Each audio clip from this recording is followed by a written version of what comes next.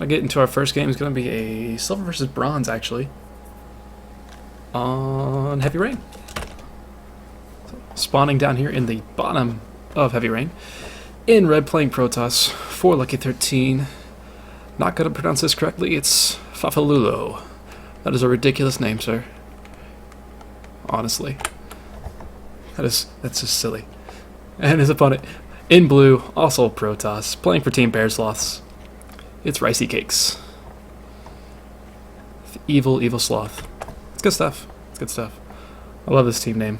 I love their logo. Probably because I made the logo for them, but I love the logo. I didn't make that one though, but yeah. Anyway, so PvP. Both players are probably going to be trying to play safe, and also this is only a best of one for every single map, except for the A set, which is set 9. So both players are probably going to be scouting around for cheese, as fafilulo seems to be doing already. I'm gonna call him something else. What about Fafi? Let's call him Fafi. That makes a lot more sense, right? Totally.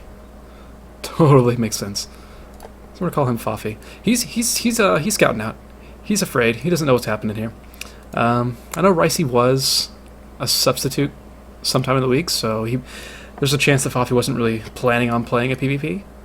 I believe his original opponent was going to be a Terran, so he could have a strange mindset going into this already, regardless of the fact that this is an important match. You want to start your team off nicely in this sort of a series, and he is taking every precaution. He's scouting absolutely everywhere, making sure he's going to be safe, but both players are just playing pretty safe right now. It's a fairly early second pylon here from Riceycakes. If I am correct, Ricey just switched to Protoss. He was a Zerg player, but Protoss easy rage, so yeah, this is going to be a lot easier for him to deal with, I imagine. So this is going to be this is a race switch for him. So anything we see out of him is probably going to be interesting, but you know, whatever. He's a low league player, and he's getting it done, supporting his team. He's getting his gases here. Gateway's just about to finish for both players. Gas is already up for Fafi.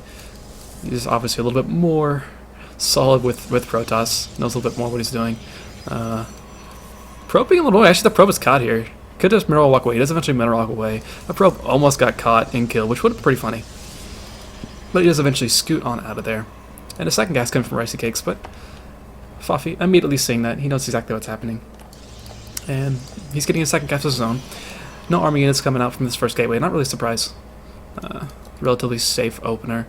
Skip the zealot until you get the second gas up, and then start making some units off after that. And both players do have 2 gases. Well, Fafi's gas is going to be here in a moment. He is taking that, so there's a lot of different tech options that are available for both these players. Still. Looks like Ricey maybe, I don't know. I think he's just going to start using his money and build from there, which is never a bad idea, honestly. Like that'll get you further in this game than a lot of things. Just getting money and using it. Pretty sure that's one of the big tips on the starting loading screens, yeah? Totally. So far, absolutely 0 tech choices from both players. 1 stalker from each player. And until something happens, looks like this probe might build something. Nope. This is like the 3rd or 4th time Ricey has sent out a probe to pretend to build something and then just hasn't.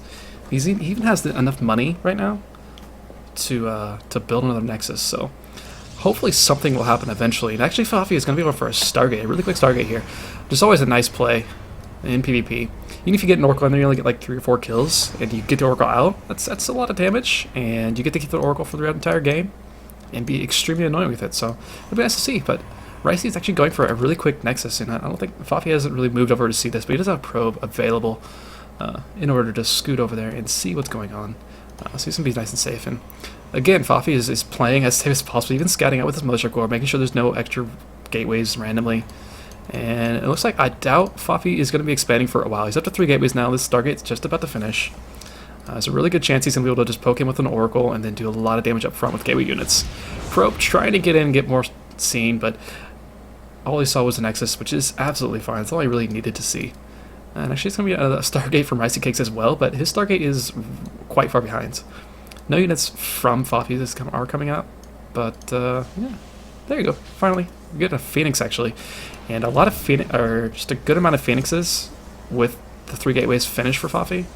It's going to help him out a lot here. I mean, if there are any sentries that are actually going to be able to push away the gateway units, something else got canceled over for Ricey, but if there are any sentries that Ricey decides to pull out, these Phoenix will be able to go in there and pick them up, and then yeah, he's able to just run in with a bunch of gateway units and snipe everything off. But Mothership Core does have enough energy for an overcharge, but only on one base. And he could bait that overcharge out with the Phoenixes, actually. Depending on what he wants to do, I'm not necessarily sure.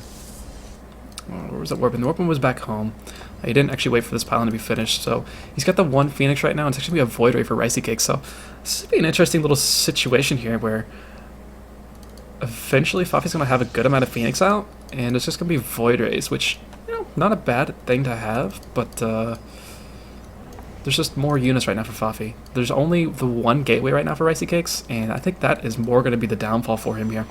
Fafi eventually just inching further and further forward, trying to get pylons as close as possible and just continually making units, which is about all he needs to really do here. And he's going to put on a lot of pressure really quickly, but again, this Photon Overcharge is going to do a lot of work, and one Void Ray out is actually going to do pretty well, but there's a pretty big supply block here for Riceycakes. No pylons on the way, and he is stuck at 52 of 52 supply, which is not really what you want to happen when you have, you know, an army coming at your face right now, and these Phoenixes are getting in here, and if they could snipe out this Mothership Core before even overcharges, that would be huge for them.